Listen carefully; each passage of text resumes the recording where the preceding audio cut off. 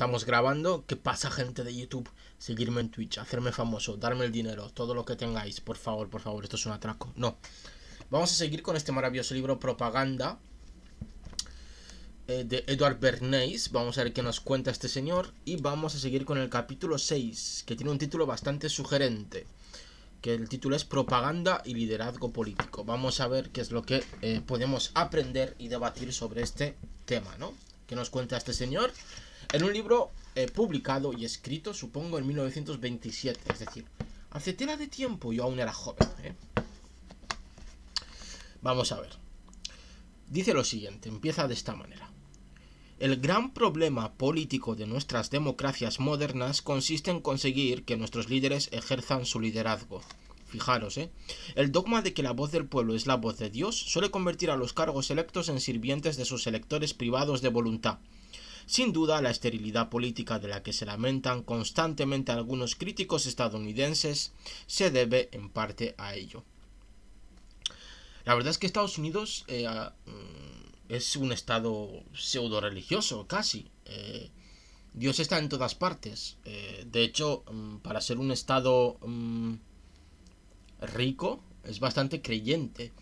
Entendiendo que existen datos que dicen o intentan demostrar que aquellos países que menos creen en Dios son los países que más, o en un Dios o en una religión, son los países que más ricos son.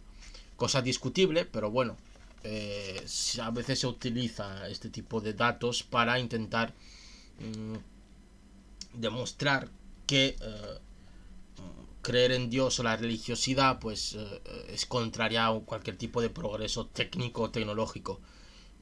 Cosa que si eres un poquito inteligente te darás cuenta de que es mentira. Es decir, que no tiene nada que ver una cosa con otra. Ningún sociólogo que se precie puede pensar todavía que la voz del pueblo expresa ideas divinas o particularmente sabias y sublimes. La voz del pueblo da expresión a la mente del pueblo, que a su vez está dominada por los líderes de grupo en los que cree y por aquellas personas que saben manipular a la opinión pública. Se compone de prejuicios heredados y símbolos, lugares comunes y latiguillos que los líderes de opinión suministran a la gente. Por fortuna, el político de talento y sincero es capaz de moldear y formar la opinión de la gente, sirviéndose de la propaganda como instrumento. Disraeli prestó voz al dilema cuando afirmó, no sin cinismo, por cierto, leer a Disraeli, ¿debo obedecer al pueblo? ¿Acaso no soy su líder? Y podría haber añadido, ¿debo liderar al pueblo? ¿O acaso no soy su siervo? Por desgracia, los métodos de nuestros políticos contemporáneos, cuando corresponde tratar con el público, son tan arcaicos e improductivos como los métodos publicitarios de principios del siglo XX lo serían hoy en día. Si bien es cierto que la política fue el primer sector importante de la vida de este país que se sirvió de la propaganda a gran escala, no lo es menos que ha sido el sector que más ha tardado en modificar sus métodos propagandísticos para adaptarlos a las condiciones cambiantes de la mente pública. La empresa estadounidense recurrió en primer lugar a la política para aprender los métodos con los que llamar la atención del público, pero no dejó de mejorarlos en el transcurso de la lucha competitiva, mientras que la política sigue atada a las viejas fórmulas.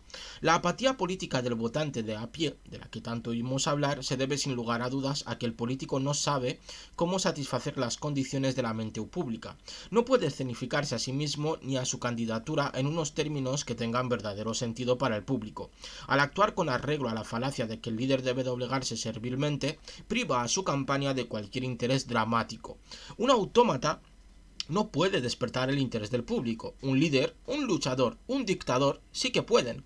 Sin embargo, la situación política presente obliga a cualquier candidato a un cargo a someterse al voto de las masas, por lo que la única manera de que el líder nato pueda ejercer su liderazgo es recurriendo al uso especializado de la propaganda. Bien, aquí aparece una cosa muy interesante. Nuestras democracias, sobre todo aquellas democracias liberales modernas, se basan en una idea de democracia un poquito racional. Se basa sobre todo en la idea de que el voto está racionalmente elegido, de que votamos en plenas facultades y sin ningún tipo de manipulación y votamos además racionalmente, ¿no? Cosa que no es cierta, cosa que incluso aquí Edward Bernays, ¿cómo decirlo? Pone en duda ese hecho de que el voto realmente sirva para algo. Y aquí también pone en duda la siguiente cuestión, que es que el proceso democrático, al depender del voto, y los líderes, al depender del voto, dependen de la masa, del pueblo. Y por lo tanto, como dependen de la masa y del pueblo, deben conseguir por métodos propagandísticos llegar a él, ¿no? El uso de propaganda y de las herramientas propagandísticas no es más que la manera que tiene un líder de llegar al pueblo y de convencerlo de que es el mejor líder para liderarlos, ¿no? Creo que es muy interesante, ¿no?, este acercamiento, este rodeo que da Bernays. Ya sea que se trate de ganar unas elecciones, dar expresión y popularidad a cuestiones nuevas, o convertir la administración cotidiana de los asuntos públicos en una parte vital de la vida de la comunidad, el uso de la propaganda, cuidadosamente ajustada a la mentalidad de las masas, constituye un complemento esencial de la vida política. El empresario de éxito de hoy día remeda al político. Ha adoptado los oropeles y el chalaneo de las campañas electorales. Organiza todas las mojigangas, convoca cenas anuales que son una antología de discursos, banderolas, hinchazón majestad y pseudodemocracia ligeramente teñida de paternalismo. De vez en cuando reparte honores entre los empleados, al igual que en tiempos clásicos, la República recompensaba a los ciudadanos más respetables. Pero esto no son más que las mojigangas y el redoble de tambores de las grandes empresas, los instrumentos con los que consiguen crear la imagen de servicio prestado al bien común y de honores prodigados en honor de algún particular.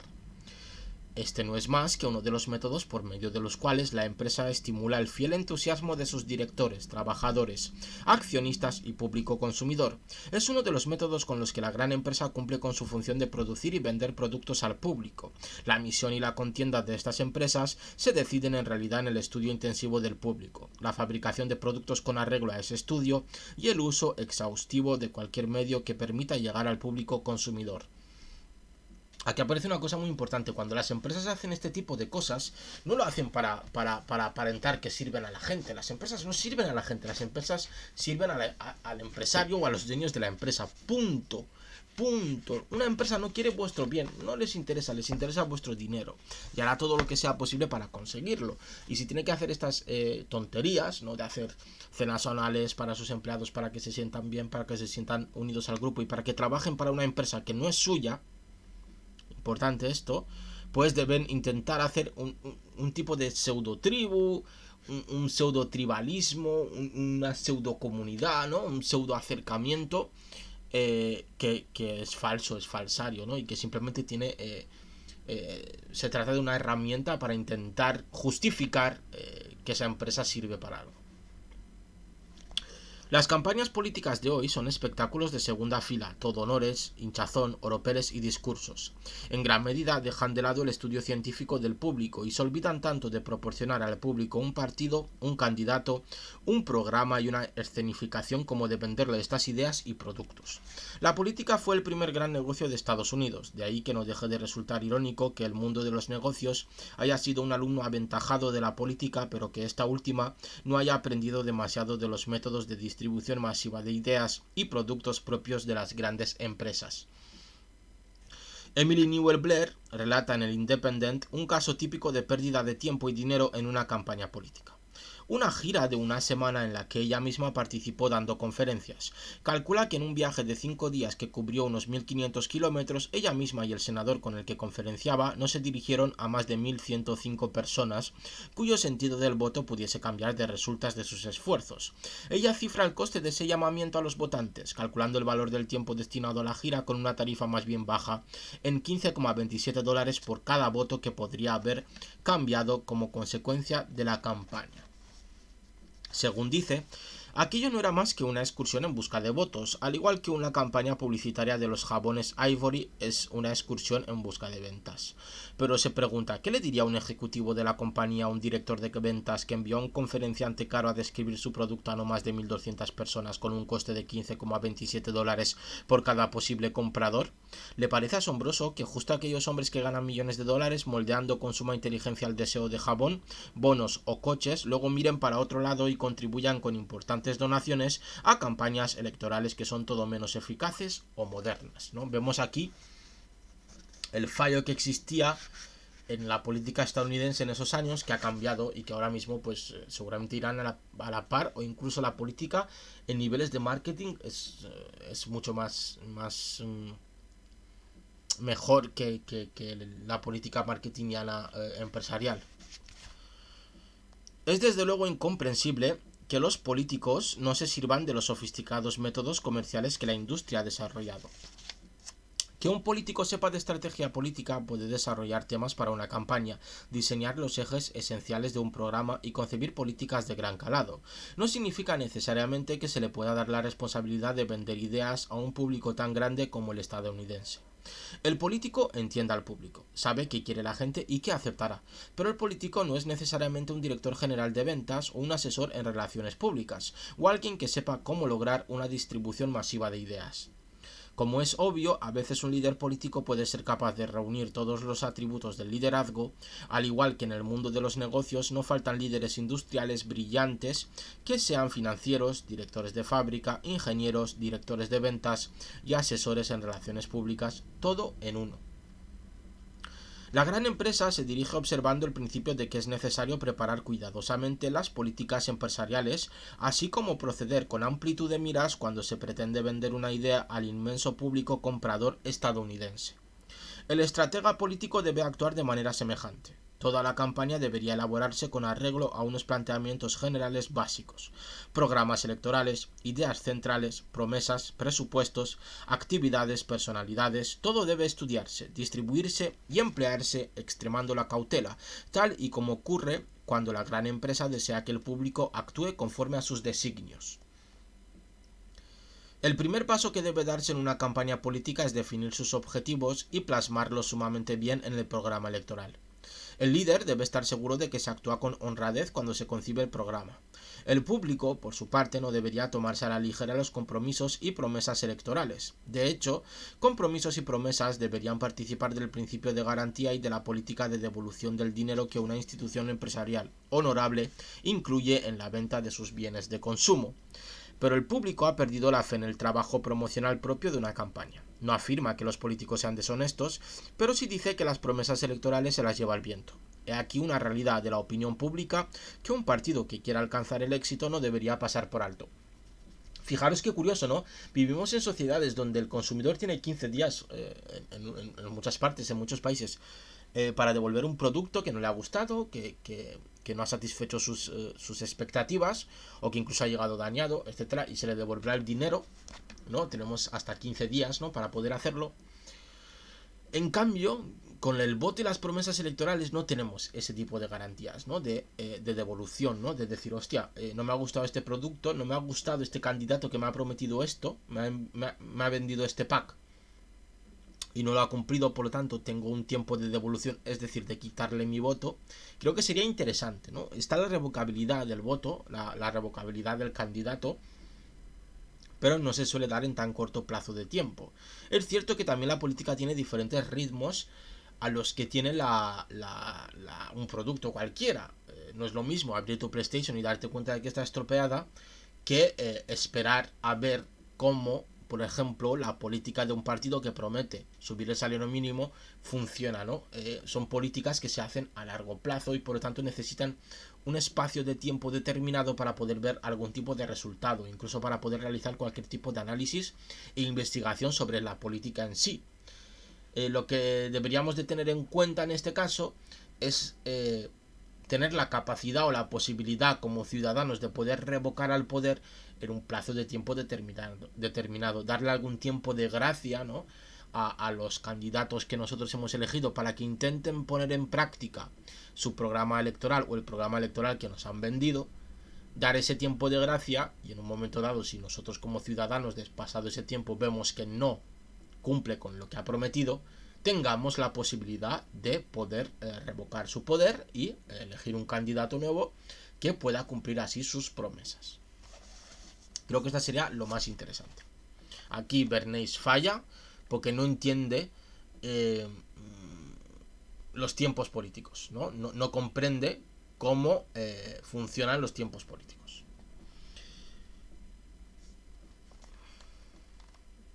En la elaboración del programa, el propagandista debería recomendar un análisis del público y de sus necesidades tan científico como sea posible. Un sondeo de los deseos y demandas del público será de gran utilidad al estratega político, porque su labor consiste en proponer un plan de las actividades que el partido y sus cargos electos deberán realizar durante la siguiente legislatura. Creo que también aquí falla porque el político debería de estar a la vanguardia de la sociedad y no ir detrás de la sociedad. Porque una sociedad puede estar en contra del aborto y eso no significa, por ejemplo, que el político deba estarlo, sino que puede incluso hacer avanzar a la sociedad. Aquí también creo que Bernays se equivoca y es bastante conservador en este aspecto. No me refiero a que tenga una política conservadora, sino que él es conservador en sus ideas, ¿no? Una gran empresa que quiera vender un producto al público sondea y analiza su mercado antes de dar un solo paso en la producción o venta del producto. Si un sector de la comunidad está absolutamente entusiasmado con la idea del producto, no se gasta ni un céntimo en conseguir reentusiasmarlo. En cambio, si otro sector del público está irrevocablemente comprometido con otro producto, mejor será no tirar el dinero por una causa perdida. A menudo el análisis obliga a cambios y mejoras básicos en el producto, además de proporcionar indicios sobre cómo presentarlo. Tanto se extrema el celo cuando se trata de analizar mercados y ventas que el presupuesto de ventas anual de una gran empresa incluye el desglose de las tiradas de los distintos periódicos y revistas donde se anuncian sus productos, así como un cálculo bastante preciso del número de veces que un sector de la población ha estado expuesto a la publicidad de la compañía. El análisis también da una idea aproximada de si una campaña nacional multiplica mucho o poco los efectos de una campaña de ventas local.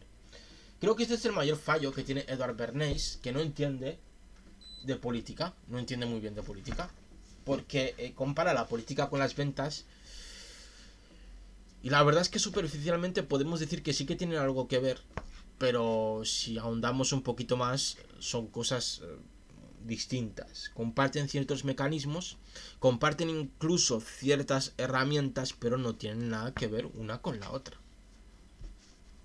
Al igual que en el terreno de la empresa, los costes de una campaña electoral deberían presupuestarse. Hoy día una gran empresa sabe exactamente cuánto dinero va a gastar en propaganda durante el año siguiente o incluso durante varios años. Sabe que cierto porcentaje de sus ingresos brutos será destinado a publicidad, periódicos, revistas, carteles en las calles. Otra parte irá destinada a sondeos por correo y promociones de ventas, como boletines de empresa y material publicitario. Y otro porcentaje será para los agentes comerciales que viajan por todo el país para infundir nuevos bríos y estímulos a las campañas de ventas locales. Yo creo que ha apagado el aire, madre mía. Apágate, por Dios. Las campañas políticas también deberían presupuestarse. La primera cuestión que debe decidirse es la cantidad de dinero que hay que reunir para la campaña. Tal decisión debe tomarse previo análisis minucioso de los costes de la misma. El precedente de la experiencia empresarial debería bastar para que los especialistas pudieran resolver esta cuestión con acierto. Entonces se pasa a la segunda cuestión de importancia, a saber, decidir la manera más apropiada de reunir el dinero. Es obvio que la política ganaría mucho en prestigio si las campañas para recaudar fondos se llevasen a cabo públicamente y sin reservas, como las campañas de recogida de fondos para la guerra. Las colectas benéficas podrían representar un ejemplo perfecto para las donaciones políticas. La eliminación del cepillo encubierto podría elevar todo el prestigio de la política en Estados Unidos, y el interés del público sería infinitamente mayor si las contribuciones actuales se produjeran en una fase más temprana de la campaña y fuesen asimismo más constructivas. Una vez más, al igual que en el ámbito de la empresa, en política deberían tomarse decisiones claras sobre cómo gastar el dinero. Cualquier desembolso debería realizarse con arreglo a un presupuesto exacto y pormenorizado, en el que a cada paso de la campaña se le atribuya una importancia relativa y se le asignen unos fondos proporcionales. Anunciarse en revistas y periódicos, carteles y letreros, la explotación comercial de estrellas de cine en películas, discursos, conferencias y encuentros, actos espectaculares y cualquier forma de propaganda deberían considerarse en proporción a su presupuesto y coordinarse siempre con el plan en su totalidad. Ciertos gastos pueden justificarse si representan una pequeña parte del presupuesto y no deben asumirse en absoluto si representan en su conjunto una proporción demasiado importante del mismo. En este sentido, las emociones por medio de las cuales se llama la atención del público deben figurar en el plan general de la campaña.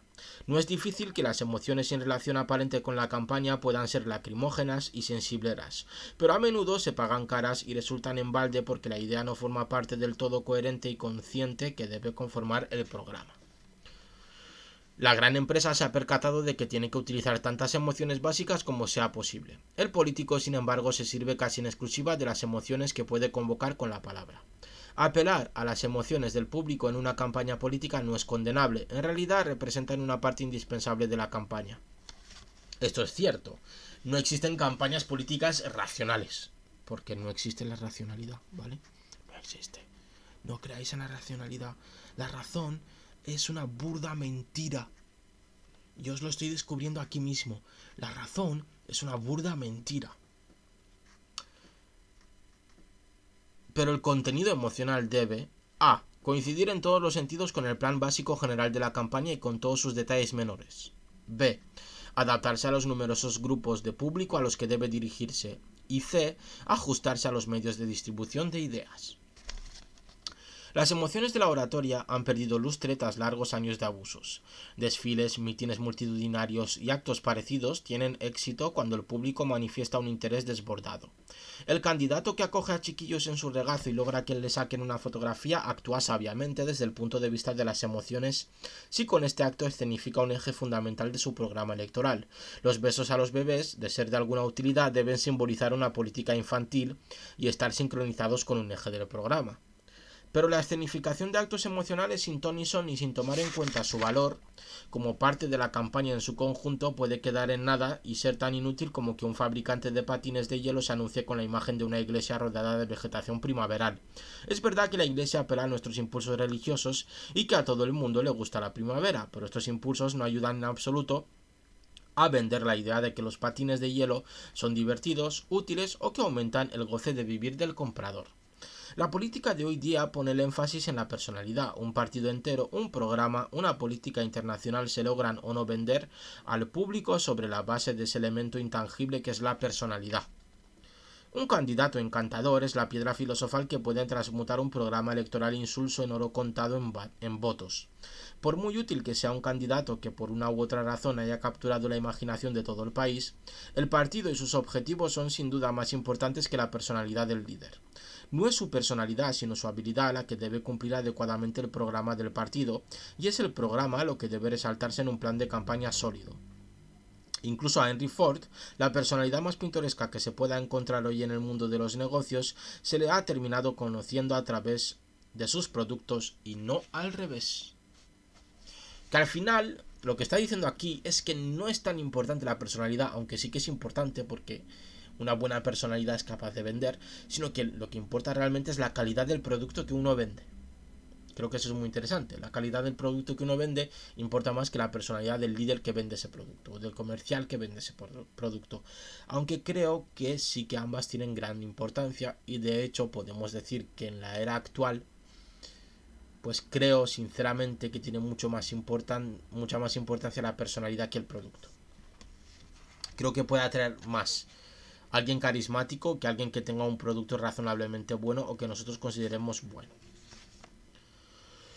Es esencial que el director de la campaña sepa comprender las emociones en términos de grupos. El público no solo se compone de demócratas y republicanos. Hoy día el público en general no muestra demasiado interés por la política y si se pretende concitar su interés por las cuestiones dirimidas en la campaña, estas tienen que coordinarse con sus intereses personales. El público se compone de grupos que se entrecruzan, económicos, sociales, religiosos, definidos por la educación recibida, por la cultura, la raza, la universidad en la que se ha estudiado, grupos locales, deportivos y centenares más. Cuando el presidente Coolidge invitó a unos actores a almorzar, lo hizo no solo porque se percató de que los actores conformaban un grupo, sino porque creía que las audiencias, el enorme grupo de gente a la que le gusta el entretenimiento, la gente que les entretiene y la gente a la que le gusta entretenerse, se alinearían con él. El proyecto de ley Shepard-Towner sobre maternidad se aprobó porque la gente que luchó por sacarlo adelante se dio cuenta de que las madres formaban un grupo, los educadores formaban un grupo, los médicos formaban un grupo. Todos estos grupos influían a su vez sobre otros grupos, y que considerados en su conjunto, todos estos grupos eran lo bastante fuertes y numerosos como para lograr impresionar al Congreso y convencerle de que la gente en su mayoría deseaba que ese proyecto se convirtiese en ley nacional. En cuanto se hayan definido sus objetivos principales y sus ejes básicos, así como a qué grupo se dirigirá, la campaña tendrá que asignar a cada uno de los medios a su alcance la tarea que pueda realizar con la máxima eficacia. Los medios que permiten llevar una campaña política a los hogares de la gente son numerosos y están bastante bien definidos. Los actos y actividades para poner en circulación las ideas pueden servirse de canales tan variados como puedan serlo los medios que emplean los hombres para comunicarse. Cualquier objeto que presente imágenes o palabras que el público pueda ver, cualquier cosa que produzca sonidos inteligibles, puede utilizarse de una forma u otra. En la actualidad, los candidatos en campaña se sirven sobre todo de la radio, la prensa, la sala de banquetes, el mitin multitudinario, la tarima de la sala de conferencias y un taburet en el parque como medios para entender sus ideas. Pero todo esto no es más que una pequeña parte de lo que puede hacerse. Hoy día se pueden organizar actos infinitamente más variados para escenificar una campaña y lograr que la gente hable de ella. Exposiciones, concursos, institutos de estudios políticos, la policía. Pues ya estaría. La cooperación de instituciones educativas, la colaboración dramática de grupos que hasta la fecha no hayan participado en política activa, entre tantos otros medios, pueden convertirse en el vehículo necesario para presentar las ideas al público. Cualquier opción que se tome debe sincronizarse perfectamente con todas las demás formas de llamar la atención del público. Las noticias llegan al público a través de la palabra impresa, libros, revistas, cartas, pósters, circulares y carteles. Las imágenes, fotografías y películas, y el oído, conferencias, discursos, bandas de música, radio, canciones de campaña. El partido político debe utilizar todos estos medios si quiere tener éxito. Un método para llamar la atención del público es solamente uno de muchos posibles, y en esta época en la que mil y un movimientos e ideas luchan por despertar el interés del público, es preferible no jugárselo todo a una carta. Se sobreentiende que los métodos de propaganda solo pueden ser efectivos si el votante toma sus decisiones en función de los prejuicios y deseos que corresponden a su grupo. Cuando se dan lealtades y adhesiones, como en el caso del liderazgo ejercido por un jefe, estas operarán de suerte que cancelen el libre albedrío del votante. En la estrecha relación que se da entre el jefe y sus electores estriba desde luego la fortaleza de su posición en política. Esto es muy interesante y esto lo vimos en el directo que hice explicándoos el discurso de la libertad de la derecha en Madrid, donde aparece, pues, joder, ya no me acuerdo el apellido del gacho, el psiquiatra este, Brown, tiene un libro sobre la manipulación donde nos explica que es mucho más fácil manipular al individuo cuando se encuentra dentro del grupo que cuando se encuentra solo. ¿Por qué? Pues porque el individuo cuando se encuentra solo y lo intentas manipular, intentas cambiar, hacer un shift en sus ideas, se siente atacado y por lo tanto se pondrá a la defensiva.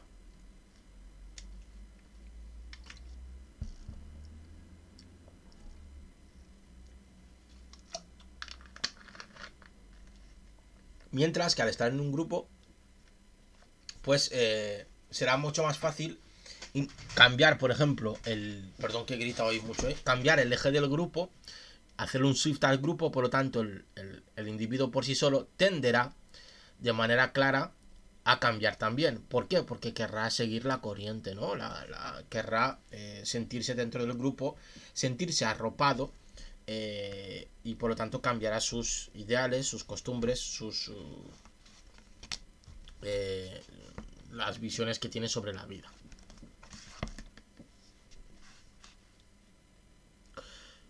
El político puede evitar convertirse en rehén de los prejuicios de grupo del público si aprende a moldear la mente de los votantes de conformidad con sus propias ideas sobre el bienestar social y el servicio público. Lo importante para el estadista de nuestro tiempo no es tanto saber cómo agradar al público, sino saber arrastrarlo. En teoría, la educación del público podría llevarse a cabo mediante libritos eruditos que explicasen los entresijos de las cuestiones públicas. En la práctica, solo puede lograrse saliendo al encuentro de las condiciones de la mente pública, creando circunstancias que pongan en marcha hilos de pensamiento, escenificando personalidades o poniéndose en contacto con los líderes de grupo que controlan las opiniones de sus públicos.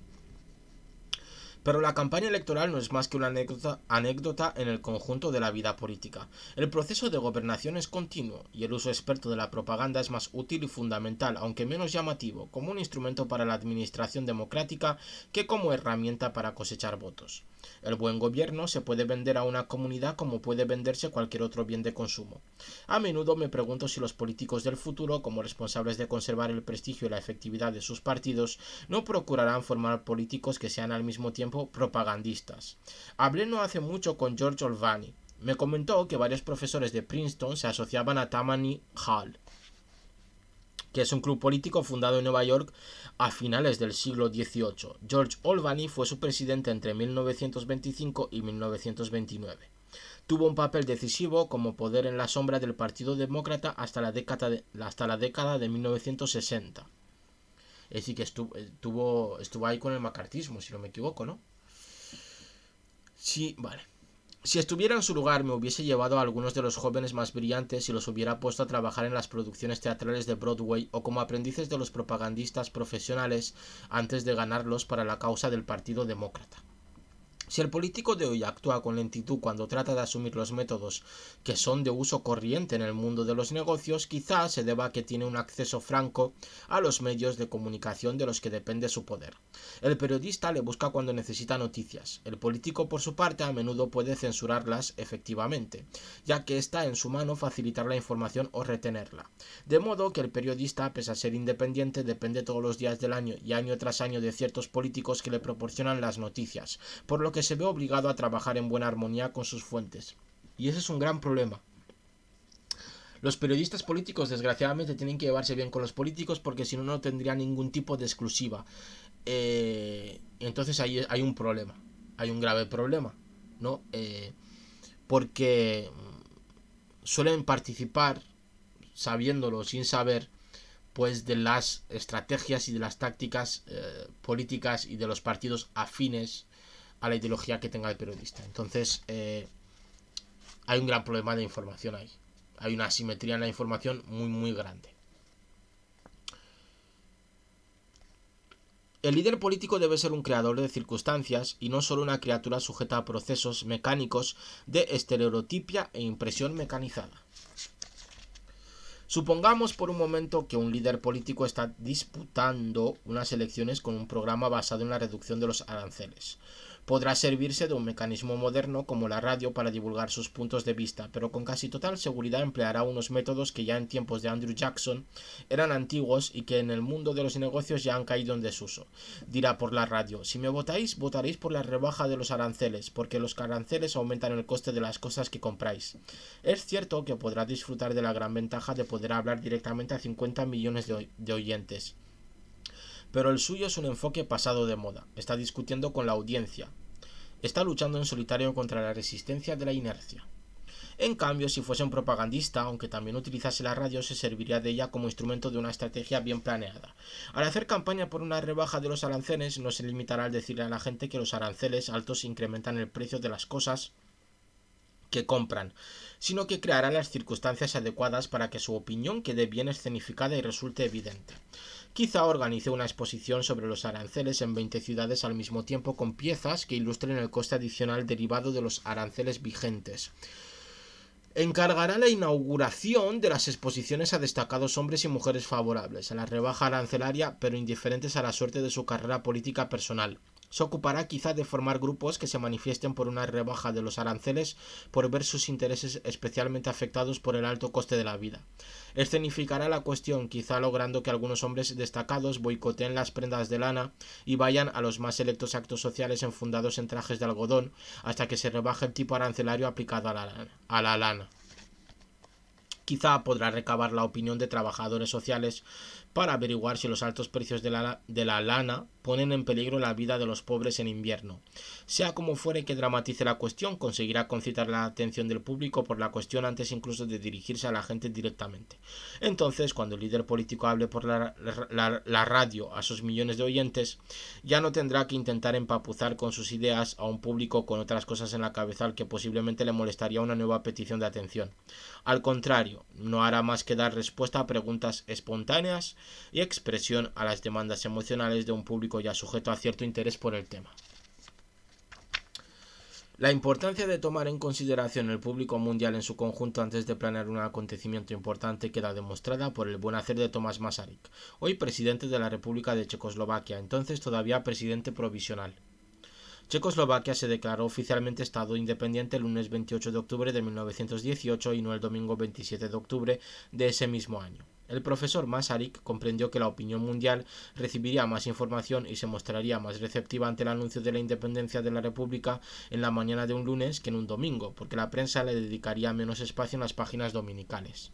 Discutiendo el asunto conmigo antes de hacer el anuncio, el profesor Masaryk me dijo: si cambio la fecha del nacimiento de Checoslovaquia como una nación libre, estaré haciendo historia para los telégrafos. El telégrafo hace la historia, así que decidió cambiar la fecha. Este incidente ilustra la importancia de la técnica en la nueva propaganda.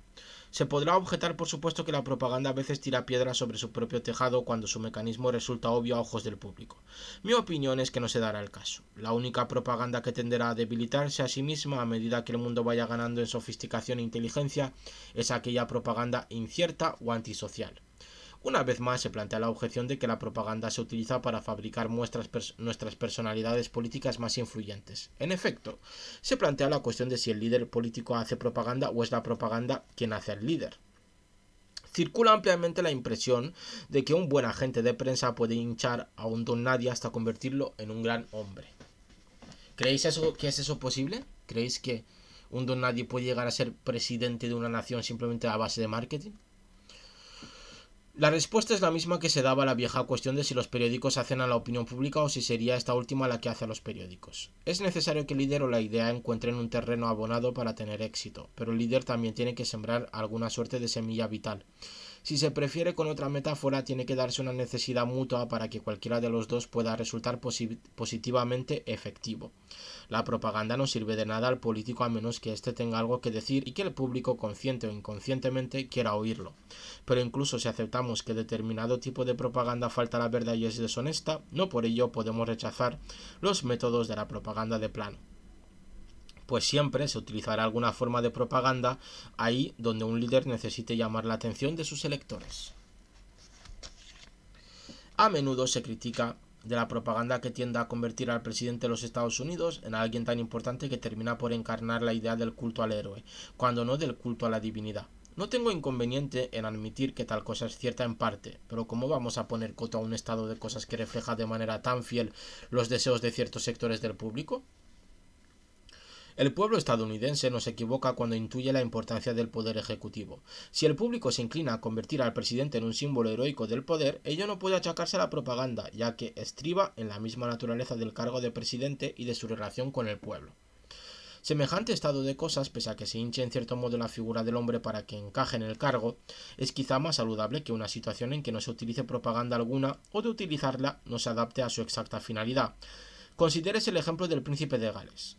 Este joven cosechó montañas de artículos en la prensa y muy poca gloria en su visita a Estados Unidos, simplemente porque le aconsejaron muy mal.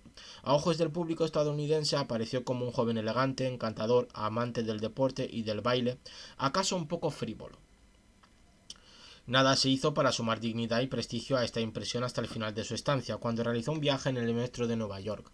Bastó este audaz descenso a la democracia y a ese asunto serio que es la vida tal y como se encarna en los hábitos cotidianos de los trabajadores para despertar de nuevo el interés por la visita del príncipe. De haber sido bien aconsejado, quizá hubiera logrado una mejor respuesta llevando a cabo aquellos estudios serios de la vida americana que sí realizó otro príncipe, Gustavo de Suecia. Como consecuencia de la falta de una propaganda bien dirigida, el príncipe de Gales se convirtió a ojos del pueblo americano no en aquello que efectivamente es, un símbolo de la unidad del Imperio Británico, sino en parte integrante de los círculos deportivos de Long Island y de las hermosas muchachas de las salas de bailes. Gran Bretaña perdió una oportunidad de oro de fomentar la simpatía y la comprensión entre ambos países cuando no logró comprender la importancia de elegir bien al asesor en relaciones públicas de Su Alteza Real. Los actos públicos del jefe del Ejecutivo estadounidenses deben administrarse escénicamente, valga la expresión, pero se trata de representar e imponer en escena al hombre en su función de representante del pueblo. La técnica del globo sonda que el político emplea según cree para no perder el contacto con la gente no es más que una vieja práctica política que hunde sus raíces en la inclinación del líder popular a seguir los dictados del pueblo más a menudo que a liderarlo. No hay duda de que el político no le pierde ojo a la realidad, se podría decir incluso que tiene un ojo clínico, mira el terreno y atisba en lontananza las perturbaciones venideras del universo político. pero a menudo no sabe interpretar las perturbaciones, no sabe comprender si son superficiales o fundamentales, de modo que lanza su globo sonda. Puede lanzar, por ejemplo, una entrevista anónima en algún periódico, aguarda entonces las reverberaciones procedentes del público, un público que se expresa mediante mítines multitudinarios, resoluciones, telegramas o incluso mediante manifestaciones tan obvias como los editoriales de la prensa partidista o independiente. Luego, sobre la base de estas repercusiones, adopta públicamente las decisiones políticas que se propuso en un primer momento, o las descarta o las modifica para conformarlas al total de la opinión pública que le haya llegado. Este método se basa en los antiguos negociadores que se utilizaban en tiempos de guerra para tantear la disposición del enemigo a firmar la paz o para sondear cualquiera de las múltiples tendencias populares. Es el método que suelen emplear los políticos antes de comprometerse con una nueva legislación y los gobiernos antes de comprometerse con una política interior o exterior determinada. Muy interesante, de hecho se utiliza mucho hoy en día, en las épocas modernas, los globos sonda, ¿no? El político dice que va a hacer algo peor de lo que va a hacer algo muy malo o muy radical para que luego la opinión pública diga que no a esa radicalidad, el político bajará la radicalidad de esa medida y entonces la sociedad lo aceptará porque dirá, bueno, esto ya me gusta más, pero en realidad el político quiere aplicar esa medida y no la medida radical, ¿no? Es una manera muy burda, muy inteligente de manipular, la verdad. Huelga decir que es inteligente y seguramente hemos caído... Ay, perdona, madre mía. Seguramente hemos caído todos en alguna de estas, ¿eh? Es un método que no tiene mucha justificación. Si un político es un verdadero líder, será capaz de liderar al pueblo mediante el uso habilidoso de propaganda en lugar de seguir al pueblo sirviéndose del torpe instrumento empírico del probar y fallar. El enfoque del propagandista es diametralmente opuesto al del político según lo acabamos de describir. Todo el fundamento de una propaganda lograda descansa en tener un objetivo y perseguirlo hasta alcanzarlo mediante un conocimiento exacto del público y la modificación de las circunstancias para manipularlo y arrastrarlo. La función del estadista, dice George Bernard Shaw, consiste en expresar la voluntad del pueblo como un científico. El líder político de hoy día debería estar formado en las técnicas de la propaganda tanto como en economía política e instrucción cívica. Si se conforma con no ser más que el fiel reflejo de la inteligencia media de su comunidad, podría dedicar su tiempo igual de bien a cualquier otro empleo. Si vivimos en una democracia en la que las multitudes y los grupos siguen a quienes reconocen como sus líderes, ¿por qué no deberían los jóvenes que se forman para serlo aprender también las técnicas del liderazgo y no solo su idealismo?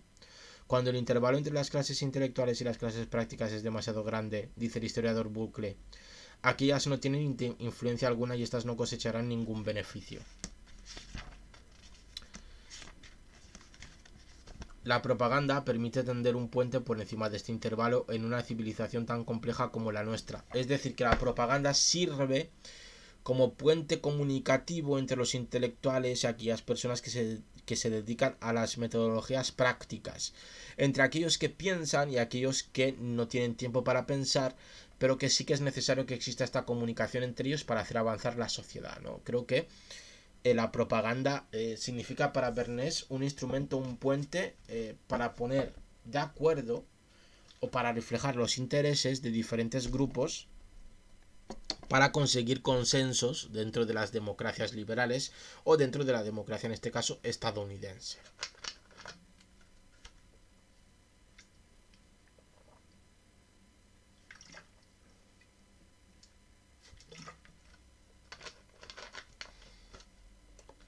Se me seca la boquita. Ay, que se me seca la boquita. Ahora seguimos, ¿eh?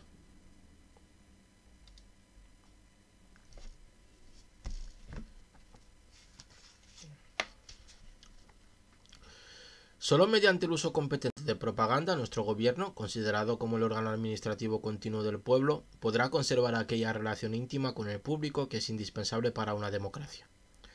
Como señaló David Lawrence en un reciente discurso, nuestro gobierno de Washington necesita un gabinete interpretativo inteligente. Es cierto que existe hoy una división de información que depende del Departamento de Estado, la cual fue dirigida en un primer momento por un experimentado director de periódico, pero luego el cargo fue desempeñado por hombres que procedían del cuerpo diplomático, hombres que tenían un conocimiento muy escaso del público. Si bien es cierto que algunos de estos diplomáticos lo han hecho muy bien, El señor Lawrence afirmó que a largo plazo el país saldría beneficiado si las funciones del cargo estuvieran en manos de un tipo de persona diferente. Creo que debería existir un secretario de Estado adjunto que esté familiarizado con el problema de proporcionar información a la prensa, alguien a quien el secretario de Estado pueda consultar y que tenga una autoridad suficiente para convencer a su superior de que haga públicas aquellas informaciones que se ocultan sin razón. La función del propagandista tiene mucho más calado que limitarse a actuar como un expendedor de información. El gobierno de los Estados Unidos debería crear una Secretaría de Relaciones Públicas que estuviera integrada en el gabinete del presidente. De hecho, ya existe hoy día. La función del secretario consistiría en dar a conocer correctamente los objetivos e ideales de Estados Unidos por todo el mundo, así como mantener a los ciudadanos de este país al corriente de la actividad gubernamental y las razones que la impulsan. En pocas palabras, debería interpretar al pueblo para el gobierno y al gobierno para el pueblo. De hecho, sí, hay una serie que os recomiendo mucho si no la habéis visto, creo que está en Amazon Prime, que es el ala oeste de la Casa Blanca, donde de hecho el presidente tiene a una persona a cargo de hablar con la prensa y de trasladar lo que hace el ejecutivo a la prensa, ¿no? Que es la prensa la que luego se lo trasladará al público general. Un servidor público de esa naturaleza no sería ni un propagandista ni un agente de prensa, en el sentido habitual de los términos. En realidad sería un técnico instruido que podría ser de gran ayuda en el análisis del pensamiento y las tendencias del público, para así mantener informado al gobierno acerca del público y al público acerca de su gobierno. Las relaciones de Estados Unidos con Sudamérica y Europa mejorarían mucho si se fuese en esa dirección. La nuestra debe ser una democracia de liderazgo administrada por una minoría inteligente que sepa cómo disciplinar y guiar a las masas. Un poquito pues tecnocrático, ¿no? El Edward Bernays este. ¿Se serviría este gobierno de propaganda? Definámoslo, si así se prefiere, como un gobierno que se serviría de la educación. Pero la educación en el sentido académico de la palabra no basta. La propaganda tiene que ilustrarse mediante la creación de circunstancias, resaltando actos significativos y escenificando asuntos de importancia. Los estadistas del futuro estarán en disposición de concentrar la mente pública en puntos cruciales de la política y podrán asimismo disciplinar a una masa de votantes vasta y heterogénea en aras de una comprensión más clara y de una acción más inteligente. Y aquí acaba este capítulo 6 muy interesante. Vemos que Edward Bernays tiene muy poca idea de los tiempos políticos, tiene mucha idea de publicidad, de propaganda y de cómo funciona la venta de un producto. Compara, creo yo, erróneamente, los procesos políticos lo compara con la venta de productos, que creo que ahí se equivoca realmente. Creo que no tiene mucha idea. Y al final cree que la propaganda es una herramienta para educar a la masa, para hacer llegar a la masa las ideas de los inteligentes, cosa pues que tiene una definición un poco negativa de lo que vendría a ser el pueblo, ¿no?